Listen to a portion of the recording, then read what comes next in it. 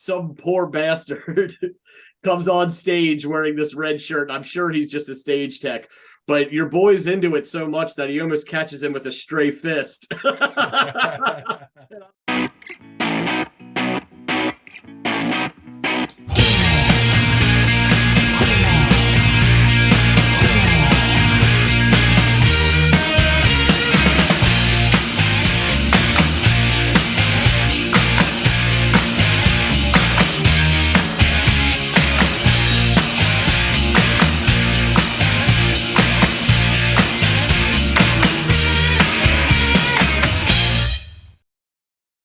Hey everybody, welcome back to another episode of the Audiophiles. I'm Andy and the man over there is John, and we're going to get together and discuss a song that John's going to offer up to us. John, what's in the chamber?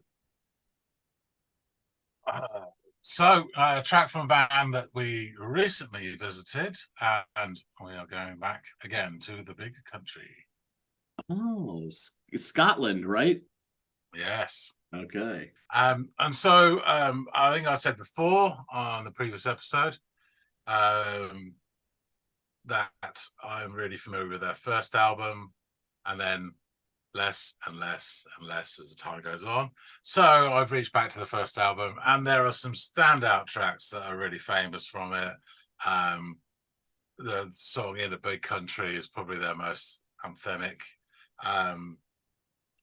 Fields of Fire is also one which really has a tremendous amount of energy and epitomizes them.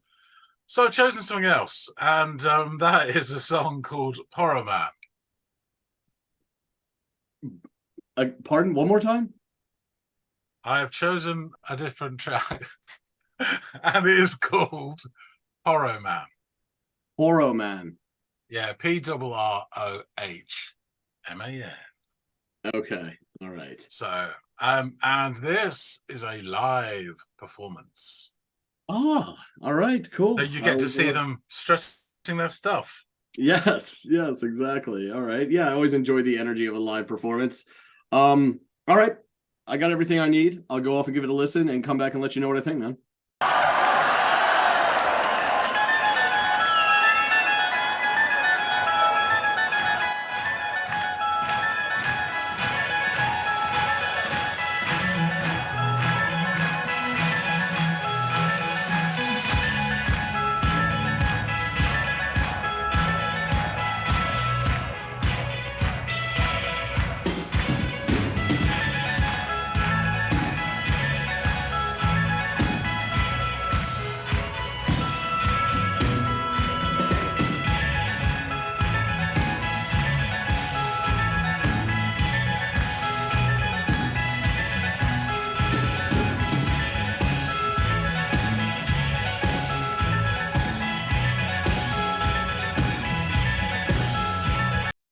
I like this guitar part that it started with that, and then everybody else kind of just started to build around it. And that's a great way to start off a song. It kind of helps ease the listener in, perhaps create a little mood. There is this sort of joyous kind of lifting mood, at least through my interpretation of how the guitar sounds anyway. So it allows that to kind of wash over the listener.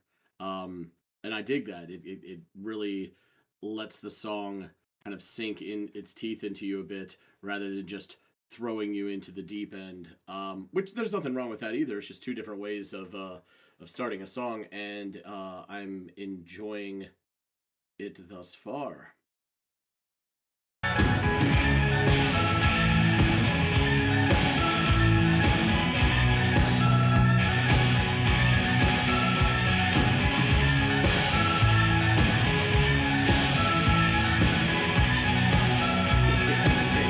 Wait, the bass player is wearing the shirt of the band he's in at the concert. Ugh, that's got to be a faux pas somewhere, right? Oh my.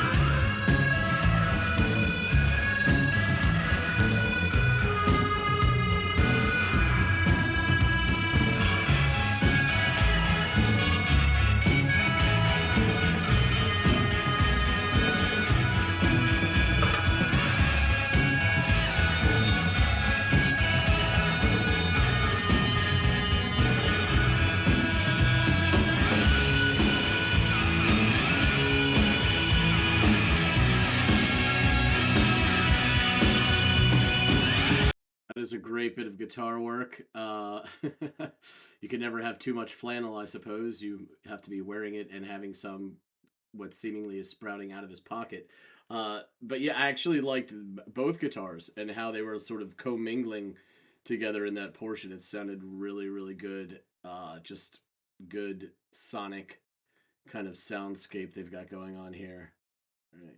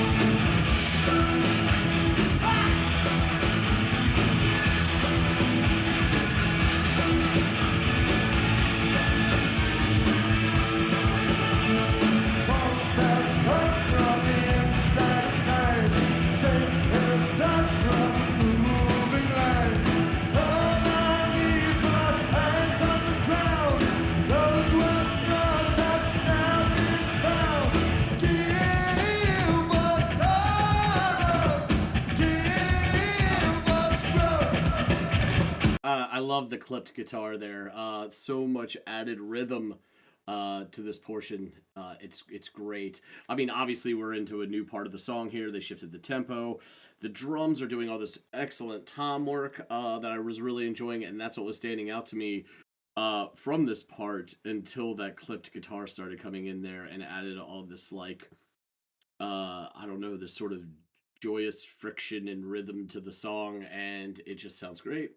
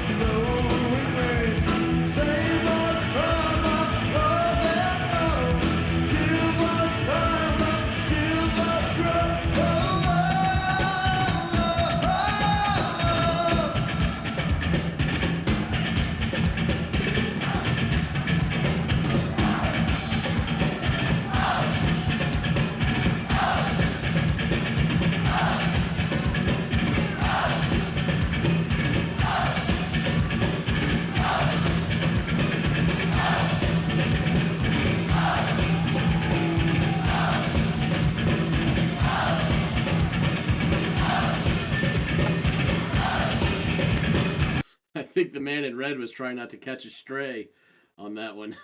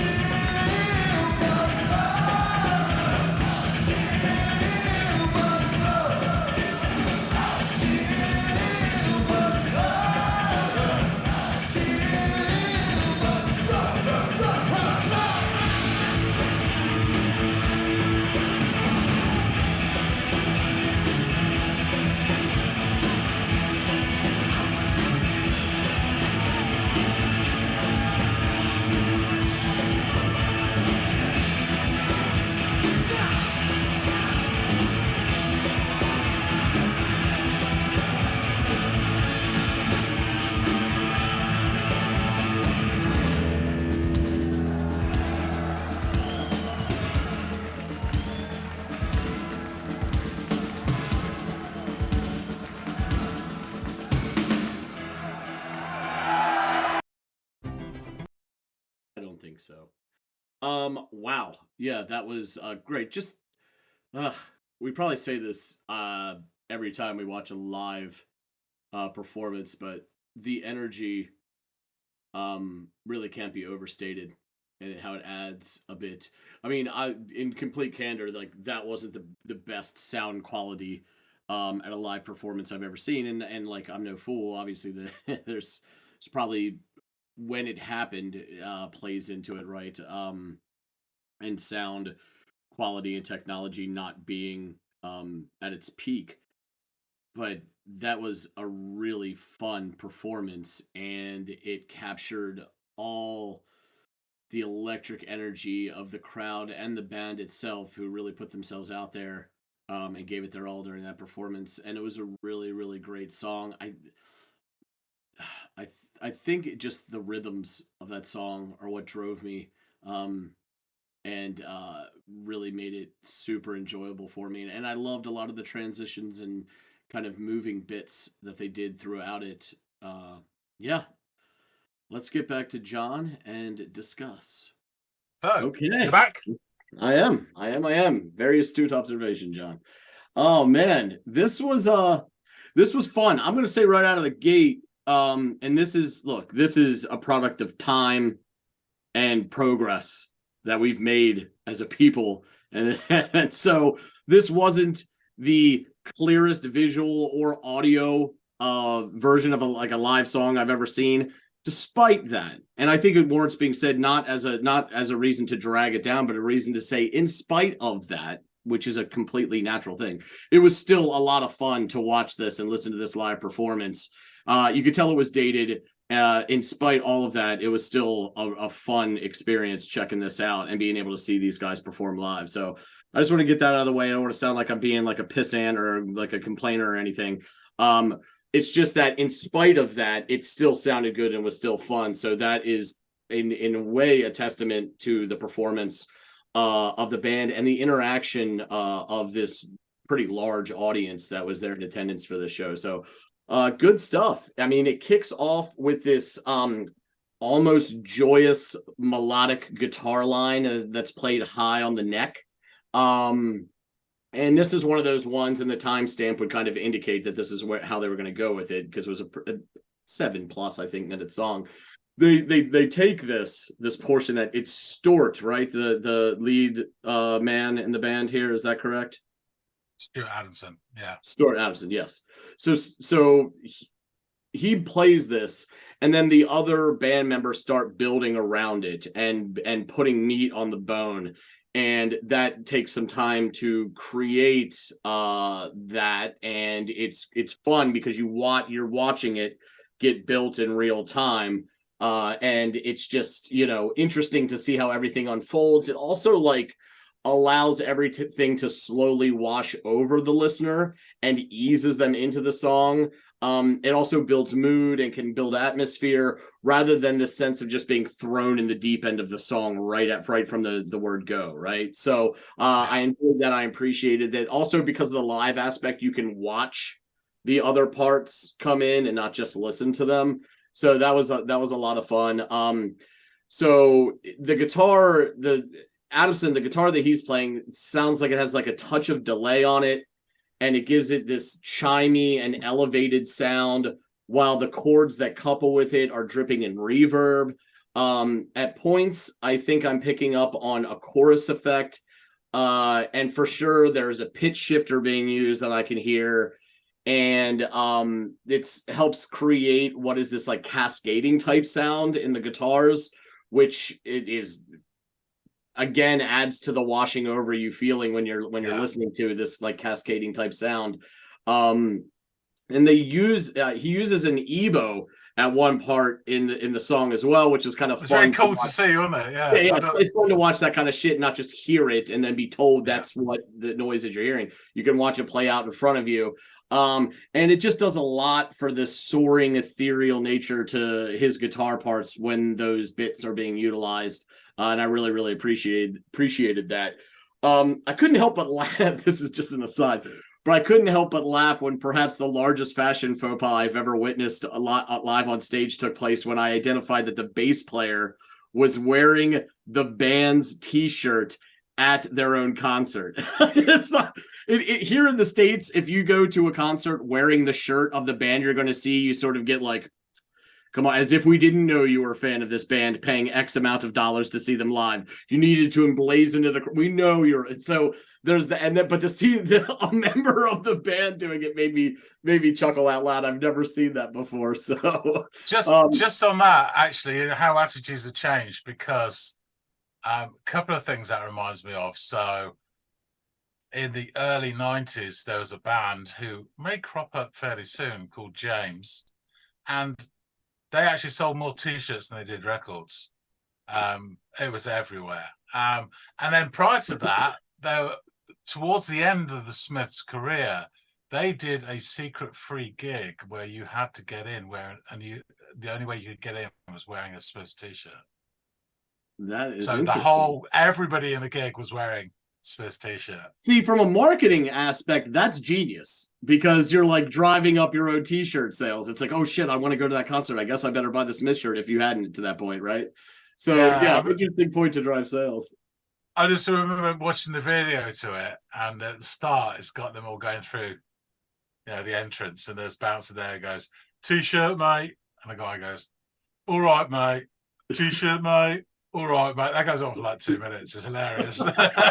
T-shirt, mate. All right, mate. That's great. That's great. So the song's going on, and around the 4:39 marker, the song shifts in tempo, with Stuart Adamson like introducing, with a little finger noodling and a shout, this new part of the song that's being unveiled here, and I really enjoyed it. The drums come in like some large dam giving way to its sound, and there's loads of tom works that explode onto the scene, and there's this clipped rhythmic guitar that just shines, and I loved that so much. It created this like lovely head bopping movement to this portion that really was like captured my attention. And then during the peak of this very audience involved portion, there's some poor bastard comes on stage wearing this red shirt. I'm sure he's just a stage tech, but your boy's into it so much that he almost catches him with a stray fist. And I'm like watching the guy like sort of do one of these numbers as he sneaks by. Just made me laugh. It's one of the joys of watching live music, right? So it was just a great song and performance. And I got to admit, despite the sound qualities and it not being the clearest of videos, I mean, we're not talking 1080 or whatever, it was still a lot of fun, and it was energetic and engaging, and I really enjoyed it. But I have not a goddamn clue what the song is about, or who this Porrohman is, or what that is. So you're gonna have to help your boy out, and fill in the blanks. Certainly. Right, so as previously mentioned, this is from the 1983 album The Crossing. We have already done a reaction to Chance on that, and so I'll stick a link in. You can go and watch that episode, and it's all about the band on there, the history, etc., and how their career developed, in some length. So this was actually the closing track on the album in the original release. And then, of course, they family around with re-releases and CDs and put extra shit in. This live version, I chose this. It wasn't the best of quality, but it just, it's great to see them. You get an idea of them in their personalities or whatever performing. And it's not, and also to see that Ebo working as well. So this live version was taken actually from a DVD, but it's 1983, so Yeah. So it's from a gig. It was a New Year's Eve gig in Scotland, the legendary Barrowlands at Glasgow. Okay. There's a few bands that have claimed Barrowlands of their own. Big Country being one of them, Jesus and Mary Chain being another. And of course, also the serial killer, Bible John, in the late 60s, early 70s, but different sort of gig that. So yeah, and that's the reason why I chose this one, so you could see it all. Just a reminder of the personnel of the band: Stuart Adamson, like we said, vocals, guitar, Bruce Watson, guitar, vocals, Tony Butler, bass, vocals sometimes, and Mark Brzezicki, drums, percussion, and sometimes vocals. Nailed the So landing. I've got some notes here from the liner notes of the DVD, which is quite, I think this is quite fun. So Tony Butler, the bass player, says, thinking back, I can't tell you what a euphoric feeling I had that night in Glasgow. We had just got back from an amazing journey through the United States where we were treated to the real rock star experience. For this gig, pipers were organised to join us on stage at the Bells to play in the new year. To heighten the emotion of the evening, our then record producer, Steve Lillywhite, very famous record producer, proposed to his then girlfriend, the sadly missed Kirsty McCall, backstage while the pipers played. I think that's really cool. I'm obviously sad that she's not with us anymore. And then Mark on drums, he says, even just before the gig, the atmosphere was electric, and just walking onto the stage can only be described as being at a cup final and scoring the winning goal. Barrowlands was famous for having a horsehair sprung floor, and that meant that if you all jumped up and down at the same time, the whole floor would act as a trampoline. We were now famous for having a very lively mosh pit, and as a result, the entire PA speakers would sway at dangerous levels, so much so that the PA system had to be strapped down. I remember at that gig, the crowd all pushed forward, and the entire stage with a full mounted backdrop was pushed at least 10 feet back. It was the most unnerving feeling, having the entire stage pushed back whilst I was playing my drums. That's really cool. Should be like playing drums on like a in a wrestling ring. Like everything, there's no stability that bounces. Or like on a really like choppy ship, you know. Yeah. So I'll go through the lyrics and then I'll give you a bit about what it all means. So night hangs on the city like a blanket on a cage, a sacrifice prepared. Laughter lies on faces where the sun has never shone. The fear of life is strong. We are waiting in the forest, deep and dark behind the wall. What is hidden in our hearts absolves of all worry when our fate is in the hands of a demon or a god. Porrohman come from the inside of time, takes his dust from a moving line. On our knees with our eyes on the ground, those once lost have now been found. Give us iron, give us rope. Give us iron, give us rope. Save us from all worldly pain. Save us from the glowing rain. Save us all from love and hope. Give us iron, give us rope. Give us iron, give us rope. Give us iron, give us rope. That's it. Because I'll say there's a lot of guitars in between those lines. So yeah, I'll just say my 2 pence worth. I think it's a brilliant live performance, and it really sort of gives an idea of both their sort of energy. He's a great guitarist, Stuart Anderson, and the connection between them and the crowd as well was great to see. And it was really nice and layered. And at the start, I mean, they're not in any hurry at all. You know, they're really building and creating this sort of, you know, this atmosphere. The band seems really tight. I love the drums at the end. And I love that bit where he does that with the guitar as well. Yeah, really, that's that really rhythmic nice part that I was talking about. Yeah. So I found a site which, often the usual ones, which is an AI site which interprets song lyrics. So I thought I'd give it a go with varying results. Yeah. If so it's something about vampires or zombies, I'm walking the fuck out of here. Porrohman by Big Country is a song about the struggles of life and the search for salvation and protection from its hardships. The lyrics describe a city under a heavy night where the people are trapped like cages and afraid of life itself. They wait in the forest, hoping for a savior to come and free them from their predicament. But the Porrohman is presented as a mystical, almost divine figure who appears to help those in need. He takes his power from a moving line, possibly a reference to the circular nature of life and the universe. The people call upon him to give them iron rope, symbolic of strength and endurance. So I did actually, it's really hard to get anything on this, but one sort of obscure thing, Porrohman's mentioned a couple of times. It's in an H.G. Wells story, and also it's a Scottish sort of folklore of a figure, a creature from the forest that sort of is tied in with nature. You know, it's one of those. Um, I found this in a very obscure website, which is something about the archives of a website that doesn't exist anymore, where it had Big Country mailing list, and under the FAQs, someone has said, "What is a Porrohman?" And then they put here, according to Stewart, a Porrohman is a West African witch doctor. And then the person who wrote this wrote underneath, I just checked the Oxford English Dictionary, and it says Porro, or Porro, is a secret cult for men in Sierra Leone and some other West African country whose name I forget. Um, according to But the H.G. Wells, didn't you just yeah, cite that it was part of like Scottish lore, and now we're all of a it sudden is. we're in Africa? It is, but looking at it, H.G. Wells' story, it is like a sort of witch doctorish sect or cult in Africa, mostly Sierra Leone. So those two words are used in two different countries for two different things, which is what are the odds?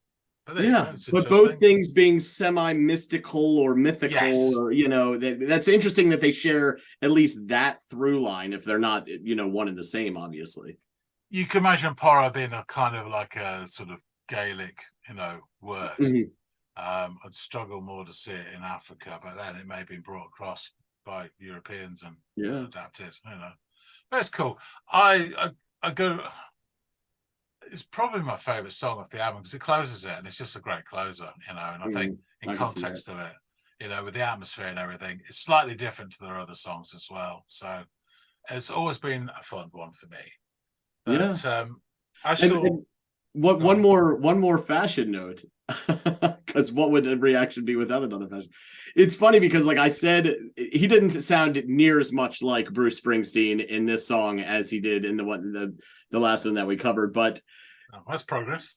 yeah, well, depending on who you ask, I suppose. But it was funny. I still laughed because here he is wearing tight denim jeans and a cut-off flannel shirt with another flannel hanging out of his pocket, and that looked very Springsteen-esque. So there was still some shades of the boss to this video. Well, Although I'm sure now it you wasn't know where intended at Springsteen all. guys look from, eh? Uh, yeah, uh, it's 1983. yeah, It's Glasgow, so yeah, you have to cut checks some out. slack. Lucky they're not wearing flares, really. But anyway, right, I should wrap things up Yes. before I dig any more holes. And say thank you for listening to this, Andy. And thanks to you folks out there for watching this so far. Well done. Yeah. Tell us what you think about this song. Hit the like button if you like this. Drop some comments. We'd love to. Where does this rank for you in Big Country songs? And and other songs of theirs as well that you think we might like to listen to. It's such an evocative sound. I could just listen to, especially this first album, every week. It's brilliant. But yeah, we'd love to hear from you. If you haven't subscribed, then please do and help us build this channel. We're growing up and up, and soon we'll be at that height where you can ride on the fun fair, and we can't wait for that. But yeah, all the support you give us would be greatly appreciated. That being said, thanks again so much for watching, and we'll see all of you through the round window the next time we go the Audiophiles. See ya. See you guys.